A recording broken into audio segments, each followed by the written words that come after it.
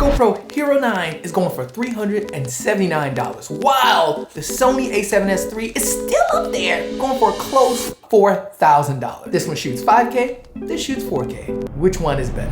I mean, don't ask me, let's find out.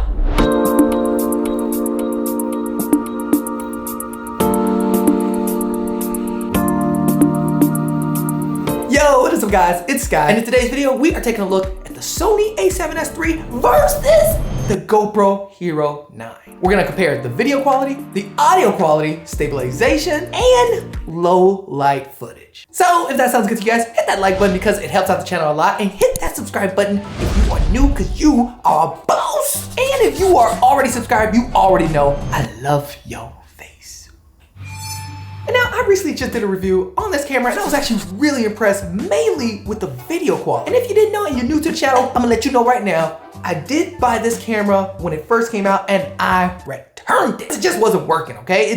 But since then they've done some upgrades. The video looks a little bit better to me. Overall usability is, but it's usable. And to be real, the GoPro Hero 9 is a decent camera and it shoots 5K. So I'm like, hold up.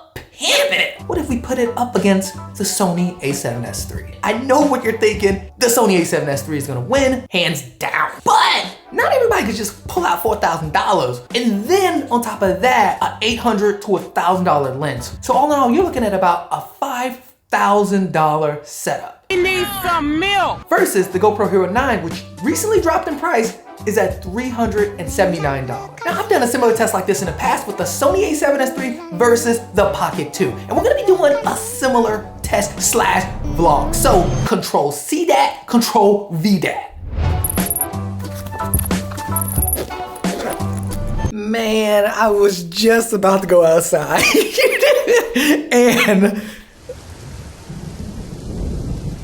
you know that the Sony isn't waterproof.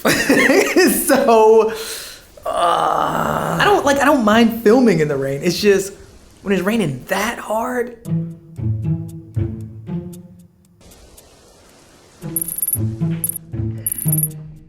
Okay, got my push-ups done. Uh-oh, wait a minute.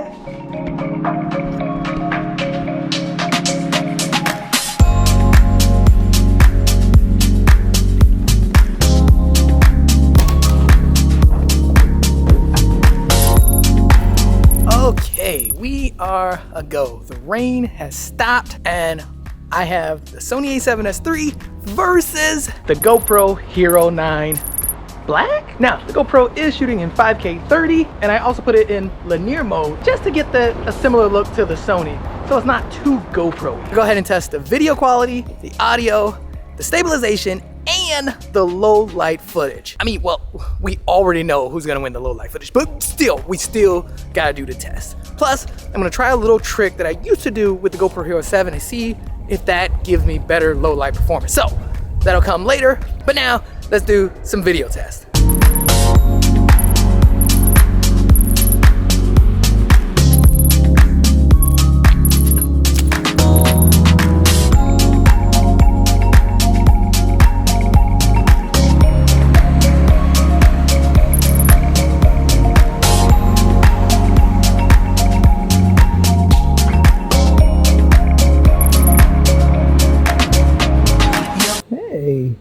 Sorry, I don't have any food for you, buddy. You are awfully close. This little guy just popped up to chill with me. Okay, a bit of a vlog test right here. Now I am shooting 4K on the Sony, and it's a kind of a regular picture profile, while on the GoPro, I'm shooting flat 5K. Now, with the GoPro though, I have to shoot flat because the colors aren't that great, and it seems like there's a lot of artifacting on the skin.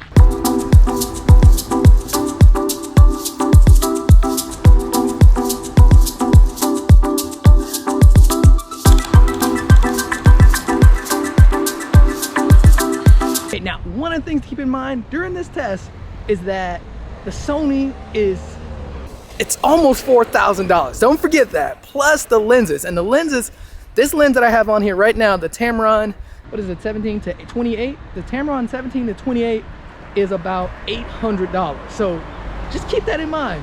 But on the other hand though, it is a beast. Like, it is a workhorse. I haven't had not one problem with this camera, like not one.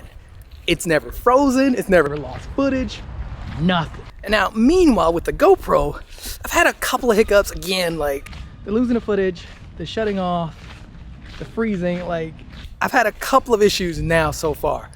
So yeah, keep that in mind. But as a creator, what works best for you?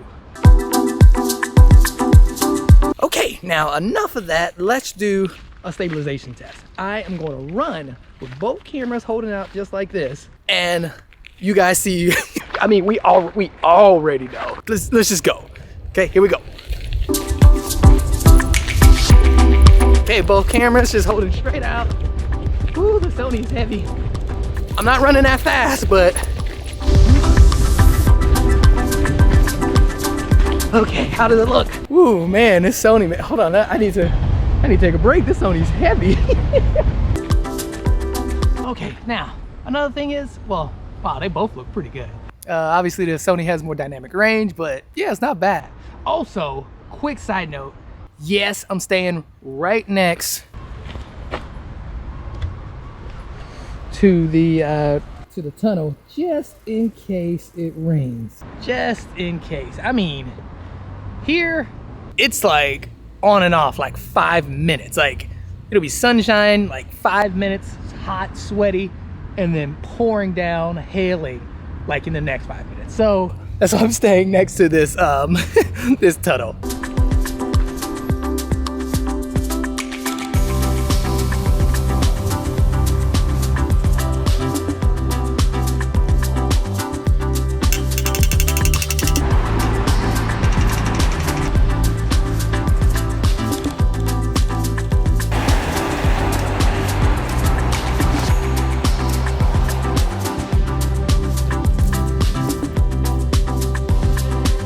Quick side note, you know what's weird with the GoPro is that, you know how it crashes and freezes and, like, you know, just loses footage? It's not predictable. Like, you just can't do the same thing and have the same result. It just happens. Like, I don't know why that is. That's really weird. What are you guys thinking? Like, seriously, will it be the GoPro or the Sony? I just want to know. I'm like super curious about this. It depends on a lot of things, right? Like, it depends on your money situation, what kind of content you create. Like, it depends on a lot of that. A huge plus for the GoPro is you could drop it and you could take it out when it's raining. You don't have to deal with none of that with the GoPro. So the GoPro is a bit thick though. like I'm like scared to see what the 10's gonna look like. They were thick already. I don't know if you remember, but when I first got my first GoPro, it was really big and fat. And then you could add a screen on there and it was even fatter. So they kind of made it smaller, and now they're just making it, I don't know what they're doing. It's like cell phones. No clue what you guys are doing. And what I say, it's about to start raining, so let's put the Sony away and maybe let's go in a train station. I think if you don't, like, if you check in and check out at the same place within an hour, I think it's free. So yeah, I mean, we can just hang around the train station for a bit until it stops raining. Okay, the Sony is put away and gotta put my mask on. So yeah, I mean, no risk with the Sony. Don't even want to risk it.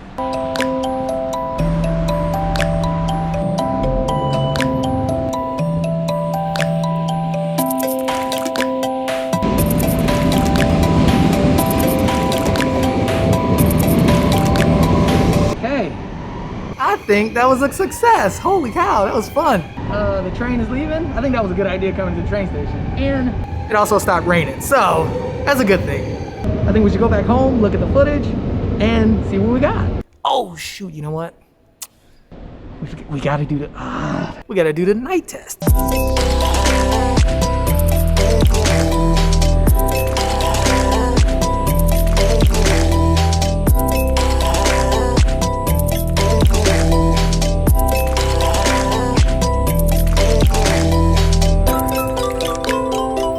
All right, now with the Sony, we kind of already know that it's like amazing in low light, but it's always nice to take it out and like really shoot with it, like especially at night, because it's a game changer. Look at the name of this store right here.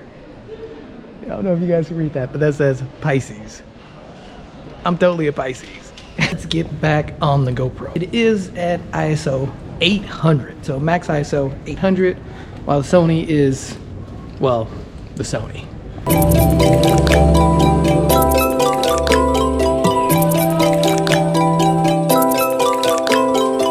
All right, so how is the footage on the GoPro? I am holding it as steady as I can because stabilization is turned off. So if it's a bit shaky, I apologize. But yeah, I just want to know if this trick still works. It actually worked really well with the older GoPro. So yeah, hopefully it works.